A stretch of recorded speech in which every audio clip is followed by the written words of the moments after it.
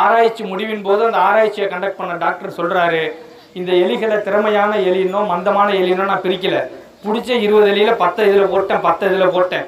உங்கள்கிட்ட கொடுக்கும் பொழுது இது திறமையான எலின்னு சொல்லி கொடுத்தேன், இது மந்தமான எலின்னு சொல்லி கொடுத்தேன். ஆனால் எப்படி அந்த திறமையான எலின்னு போட்டிருந்தது ஜெயிச்சிருந்துச்சு அப்படின்னு கேட்கும்பொழுது அவர் சொல்றாரு, எந்த எலிகளை நீங்கள் திறமையான எலிகள் என்று நீங்கள் நினைத்தீர்களோ அதை திறமைசாலிகளாகவே நீங்கள் பார்த்தீர்கள். அதுக்கு நீங்கள் ட்ரெயின் பண்ணும் பொழுது, அதுக்கு கொடுக்கும் பொழுது, அதுக்கிட்ட ட்ரெயின் பண்ணும்பொழுது ஒரு திறமையான எலியை எப்படி ட்ரெயின் பண்ணுமோ அப்படி ட்ரெயின் பண்ணீங்க. மந்தமான எலி என்கிற உங்கள்கிட்ட கொடுத்த அந்த எலிகளை இது எப்படியும் ஜெயிக்க போகிறதில்லை அப்படின்னு அசால்ட்டாக ட்ரை பண்ணீங்க.